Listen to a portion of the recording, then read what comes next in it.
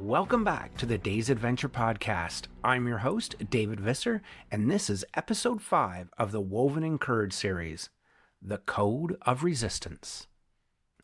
There's a moment when history stops being just words in a book, when it reaches out and grabs hold of you, when it's no longer about dates and battles, but about people, about choices, about survival. That moment came to me when I started to translate my grandfather's journal and saw not just ink on a page, but the life of a man who may have stood in the shadows of history, moving unseen, resisting in ways we are only now beginning to uncover. Was he merely a witness, or was he something more? For the last 2 years, I have pieced together clues unraveling a narrative that hints at something bigger. A young man in hiding, a war creeping closer, a network of names, some of whom we know were resistant fighters. And now, as we dig deeper, we find his words matching the whispers of history. This is the moment when we stop asking if he was part of the resistance and start proving it.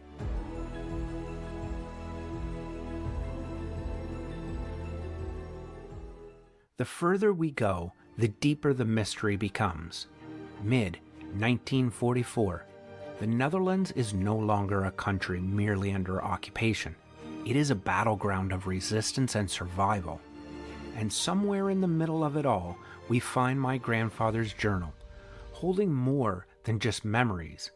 It holds secrets, perhaps hidden truths about the choices he made. For 2 years, we have combed through its pages, piecing together cryptic entries, aligning dates with history, cross-referencing sources from the Netherlands, and asking one overwhelming question. Was my grandfather part of the Dutch resistance?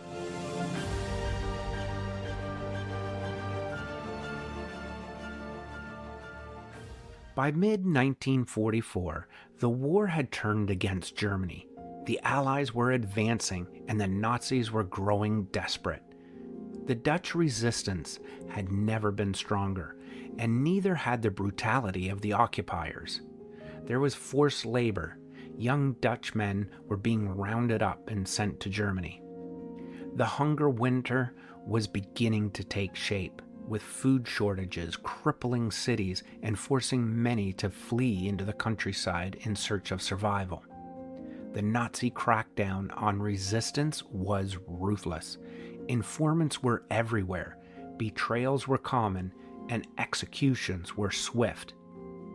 The question was not whether people fought back. The question was how they survived while doing so. What we're about to explore is more than a personal recollection. It's a piece of history. My grandfather, at just 21 years old, was living through a time where every decision could mean life or death. The words in his journal are not just notes. They are windows into a world where silence was survival and trust was a dangerous gamble. April 1944, he begins recording events with more urgency. Key names, key dates. Some entries were blunt, others seemed coded. May 1944, he mentioned specific arrests, sabotage attempts, and resistance crackdowns. Was he an observer or something more? June 1944, we see the first signs that he might have been involved in something bigger than himself. And now, as we dig deeper, we find his words matching the whispers of history.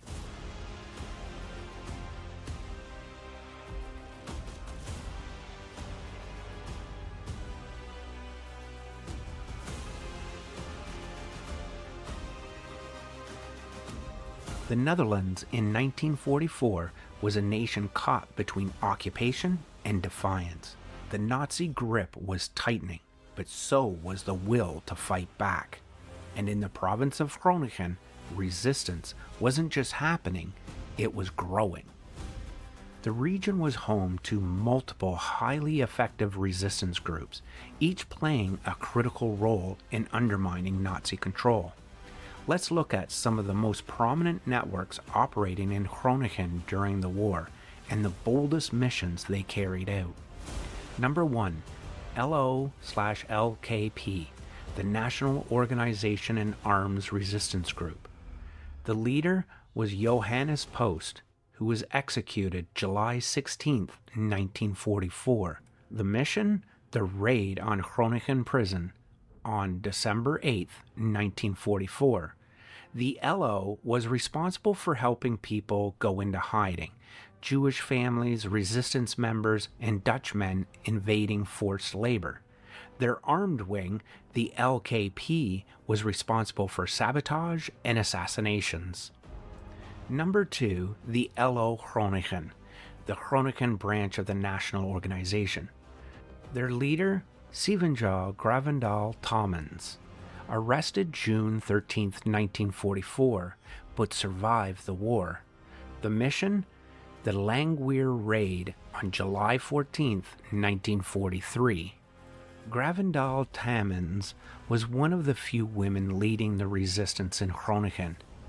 She was instrumental in coordinating underground activities. Her group carried out a crucial raid in Langweer, where they stole thousands of ration cards, ensuring that Jews in hiding and Dutch resistance fighters had food. This act saved countless lives, but it also made her a top target for the Nazis.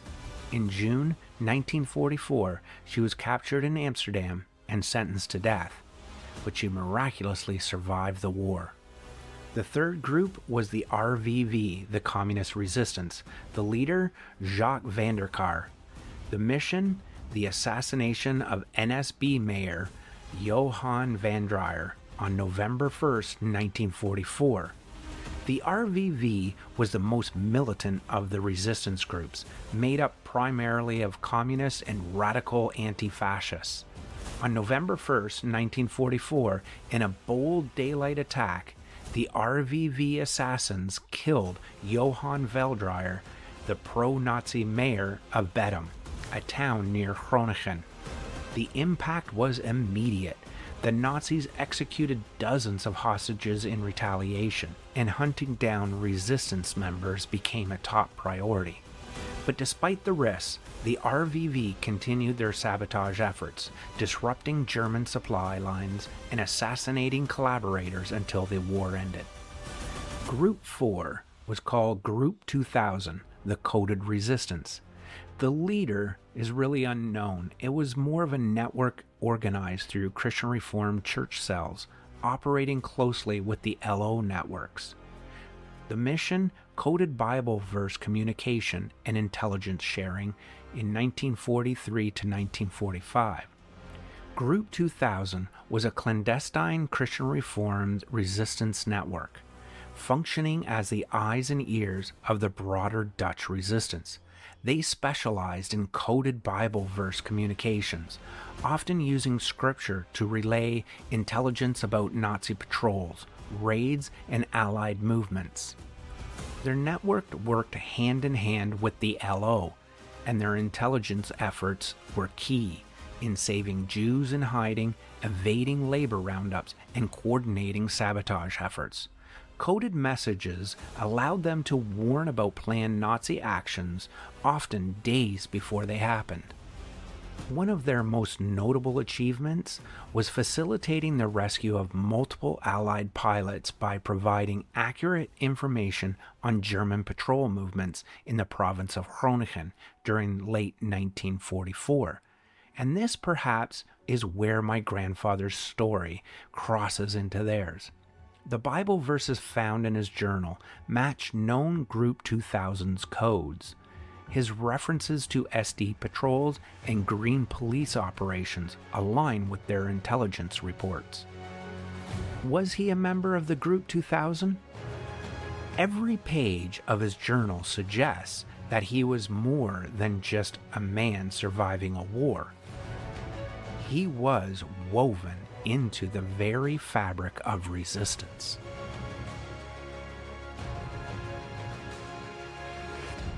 4 groups, one goal: to defy Nazi occupation at any cost. In the next section, we'll explore the coded messages in my grandfather's journal and how they align with Group 2000's activities. We'll also reveal the events from November 1944 to January 1945 that put him directly in harm's way. As we step into the next pages, the evidence builds, the timeline tightens, and we begin to see patterns emerge. Was my grandfather involved in the resistance network? Why does he mention certain names and places that align with known operations? And what risks did he take? In this next section, we'll take words from his journal and compare them to what history has recorded. The story is no longer just family history. It is the history of a country in crisis.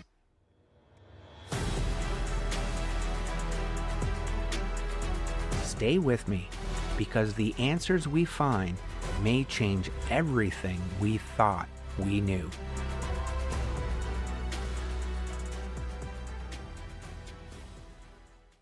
Somewhere between the lines of his journal, buried in scripture and routine observations, lies something far more dangerous: a hidden language.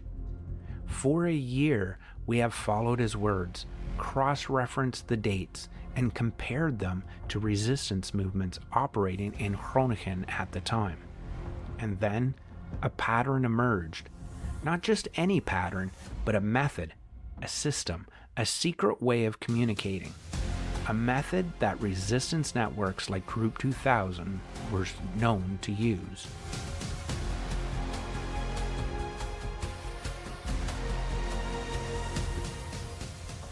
Group 2000, an underground network operating in Groningen, heavily linked to the LO resistance, was unlike other resistance groups. They didn't just hide people or sabotage rail lines. They were the lifeline of intelligence, passing coded messages disguised as Bible verses to coordinate actions, warn of Nazi raids, and guide resistance members through the shifting tides of war. And as we began looking closer at my grandfather's journal, something became chillingly clear. He wasn't just writing scripture. He was sending messages.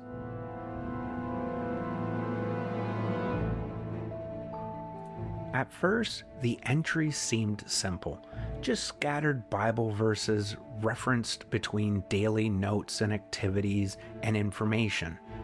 But then we found the dates and how they lined up with known resistance activity.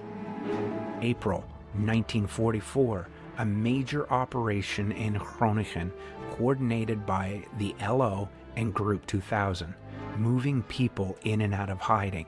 April 16th, 1944, my grandfather records Bible verses. April 22nd, 1944, the Nazi agent Reiser, known for brutal interrogations, is assassinated in Bedum, a resistance act tied to Group 2000.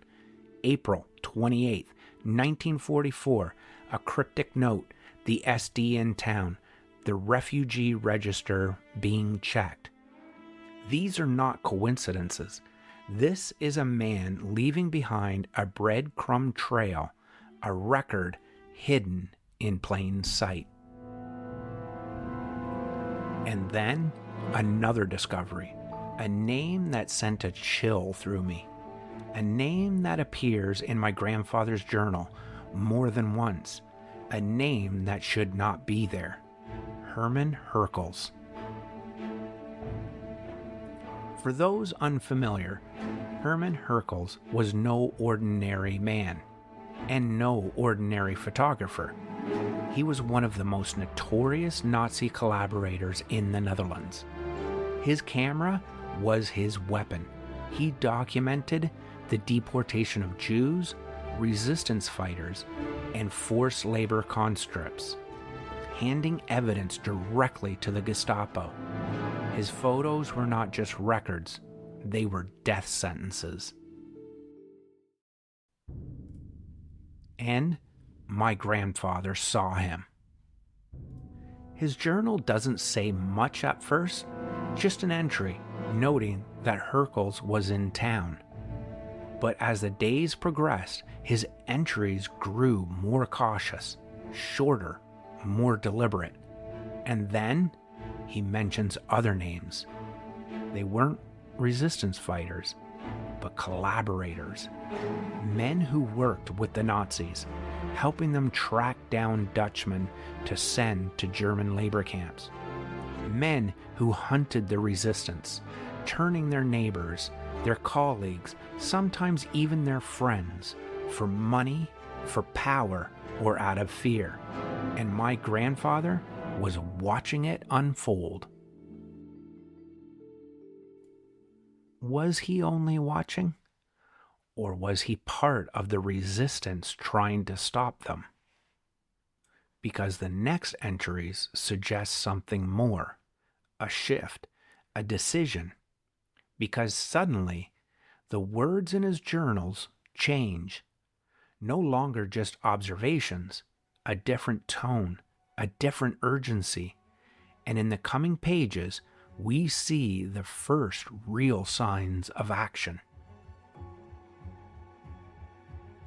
This is where we cross from speculation into evidence. In the next section, we dig deeper into the next pages of his journal, where the risk is higher, the warning sharper, and the war begins closing in on him. What did he do? How far did he go? And most importantly, did the Nazis ever suspect him?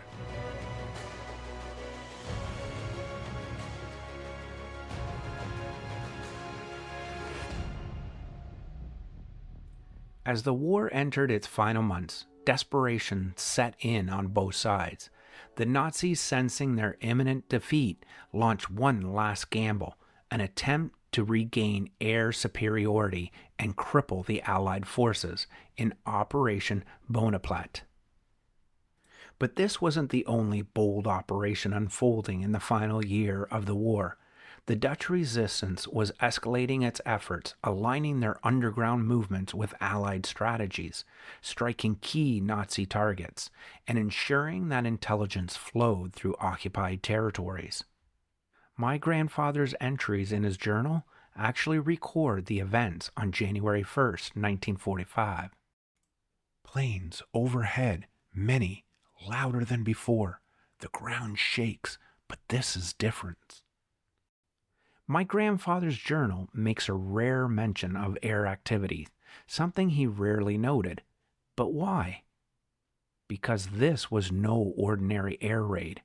On January 1st, 1945, the Luftwaffe launched a massive offensive, one of their last desperate acts of war. Operation Bonaparte was meant to cripple the Allied air forces in Belgium, the Netherlands, and France, supporting the German army's counteroffensive during the Battle of the Bulge. This was Germany's last attempt at turning the tide of the war. The operation was meticulously timed to coincide with ground offensives in Ardennes, a move designed to weaken Allied air power and stall their advances into Germany. The plan was simple: hit the Allies where they least expected it, on the ground. 850 German fighters and bombers launched strikes on 17 Allied air bases. Tactical surprise was achieved, destroying hundreds of planes. Chaos erupted across multiple fronts. For a moment, it seemed as though the Germans had succeeded, but the reality was far different. Operation Bodenplatte suffered from critical flaws, like friendly fire. German anti-aircraft gunners, unaware of the mission, shot down their own pilots. Allied preparedness. Despite the initial success, the Allies adapted rapidly, repairing or replacing most of their aircraft. And German losses. The Luftwaffe lost 292 aircraft and 143 experienced pilots, a loss they could never recover from. This was Germany's last true air offensive. and it failed. Here is what my grandfather witnessed. The sky was darker today, not from clouds, but from smoke. I wonder how many made it back. I wonder if they knew it was for nothing. Did my grandfather watch as German planes roar overhead, streaking toward their final mission? Did he see the burning wreckage of downed aircrafts, their pilots gone before they hit the ground? Or was he aware of something deeper, that this was the beginning of the end? The entries in April and May of 1944 mention bombing raids, enemy movements, and patrols. But now, cross-referencing with the timeline, we see something else. On April 29, 1944, a massive Allied bombing raid struck Groningen and the surrounding areas, targeting strategic German infrastructure. That night, my grandfather wrote, "The sky lit up in the distance. Loud explosions. No one slept." He saw it happen. He heard the bombs fall. But the question is, was he only watching? Or was this a signal? By early 1944, the Allies weren't just fighting on the battlefields, they were fighting in people's minds. Enter Operation Cornflakes, one of the most creative and bold psychological warfare operations of the war. The plan? Use Allied bombers to drop fake Nazi propaganda newspapers into occupied territory. But they weren't just newspapers. They were perfect forgeries of Nazi-controlled publications, except with one key difference. The news inside was real. Real German losses, real stories of defeat. The goal? To confuse and demoralize the enemy. And in April and May of 1944, these operations intensified. My grandfather's entries during this time? More Bible verses, more cryptic notes, more signs of coded messages. Had he come into possession of one of these Allied forgeries? Was he part of the network that helped spread truth in a world drowning in Nazi lies? Operation Bodenplatte was a turning point in the war. It proved Germany no longer had the strength to dominate the skies. From here, the Allies would push harder, faster, with relentless force, marching toward Berlin, toward victory. But for the Dutch resistance, the war was not over yet.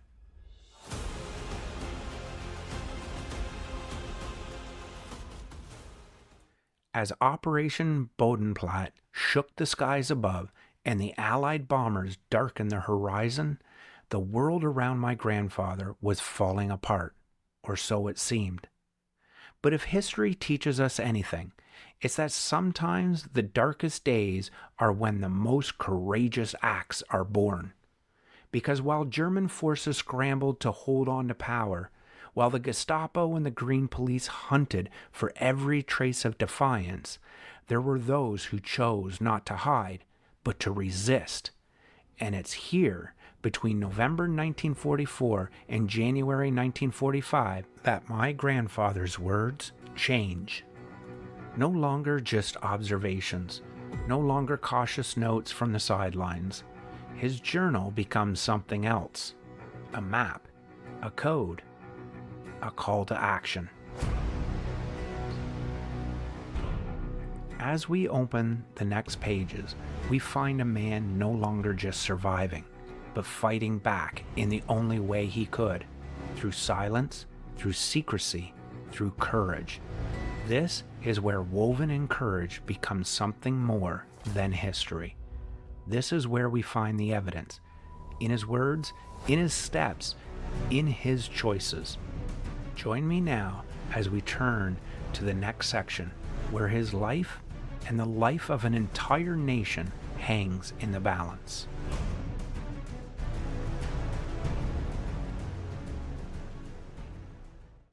By late 1944, the Netherlands was a nation on the brink.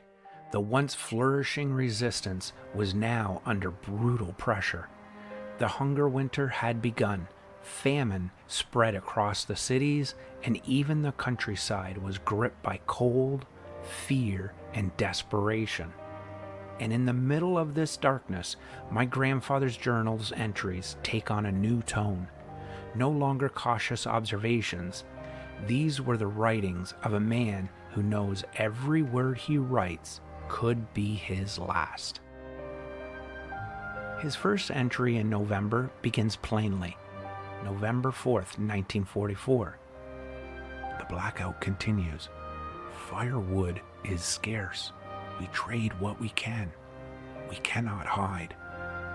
At face value, it's an ordinary report of life in wartime Groningen. But the date immediately caught my attention, because on November 4th, just across the province, resistance groups 2000 and LO launched a coordinated effort to disrupt German troop movements. They destroyed 2 key bridges near Zuidenhoorn, forcing the Germans to reroute. That night, multiple raids occurred on local farms. And his next line? Stay low. No light. Only quiet. This is exactly the kind of instruction resistance groups gave to their safe houses and sympathizers before a sabotage mission. November 12th, 1944, Psalm 91, Shelter, He will deliver you from the snare. Now, Psalm 91, a well-known psalm of protection and deliverance, but this wasn't just scripture, it was code. We found cross-referenced messages from Group 2000 that use Psalm 91 as a signal for all clear or mission accomplished. On November 12th, Resistance Group 2000 completed a successful extraction of 2 Allied pilots near Dalzil. The network had been using coded Bible verses to relay messages for months by then. Was my grandfather marking the event? Or was he the one sending the message? The hunger winter was brutal. Food shortages hit even the rural areas by December. And in his December 3rd entry, my grandfather writes, "No bread for 2 days. The wind carries smoke from the east." The smoke could be from fires for warmth or something darker. On December 3rd, Nazi forces conducted a house-by-house search in Groningen, targeting suspected resistance members and their families. Records show 15 people arrested that day, some never seen again. Later that week, his journal mentions a name that shook me. Herkels is in town. No one trusts the quiet anymore. Hermann Herkels, the infamous Nazi photographer and collaborator. His presence in town usually preceded raids, roundups, and deportations. Why was my grandfather writing about him? And more importantly, why does the next entry read, Jan took the west road, I wait. Was Jan moving people to safety? Was this part of an escape route organized by the resistance, Group 2000? The records from late December show increased traffic of Jews and downed pilots trying to make their way out of occupied zones. December 24th, 1944. No lights, no carols, only Psalm 27. Christmas Eve, 1944. While the city starved and froze, the countryside grew quieter. Too quiet. Resistance activities had intensified, and so had the Gestapo's retaliation. But the mention of Psalm 27 again fits a Group 2000 code for stand by, stay in hiding. On December 24th, records show dozens of resistance members went silent, waiting for clearance to move again. My grandfather was waiting too. January 11th, 1945. The knock came at the door at dusk. Barnabas Osterhoff left early. I stayed still in the wool. Barnabas Osterhoff was a known Nazi sympathizer in Groningen. If he knocked, it was usually bad news. And the line about staying in the wool. Spinning wool was something my grandfather did to survive at this time. But in his journal, it became a place for hiding, for staying unseen. From November 1944 to January 1945, we see a man no longer merely recording events. He's leaving behind coded messages, marking movements, noting threats, referencing Group 2000's coded Bible verses. He's acting like a resistance courier or informant. And the deeper we go, the clearer it becomes. What we've uncovered in these pages is more than just a man trying to survive the darkest days of the war. It's a man who may have walked the fine line between life and death every day with every decision. His words are careful, his movements deliberate, and the coded messages hidden behind scripture and silence now reveal a man deeply connected to one of the most secretive resistance networks in the Netherlands, Group 2000 and the LO. But we are far from the end. There are still more pages to read, and each one takes us closer to the truth of who he really was and what he risked everything for. Because the deeper we go, the more dangerous it becomes. And soon, we'll face the entries where the war comes to his door. The knock, the footsteps, the choice to run, to hide, or to fight. In episode 6, we'll open the next pages of his journal, entries written as the occupation crumbled, but the danger became more deadly than ever. And we'll read his words aloud for the first time. What did he do next? Who betrayed whom? And what price did he pay? Join me as we turn the page in the next episode of the Woven and Courage series, Chapter 6. That's it for this episode of The Day's Adventure. Remember, stay curious, stay engaged, and never stop chasing the next great adventure. The world is full of wonders, and your next journey is just one episode away. To keep the adventure alive, follow us on Facebook, Instagram, and Blue Sky. And don't forget to subscribe to our YouTube channel for the video versions and exclusive behind-the-scenes content. Want more? Hit subscribe wherever you listen to podcasts so you'll never miss the next thrilling episode. The world's waiting.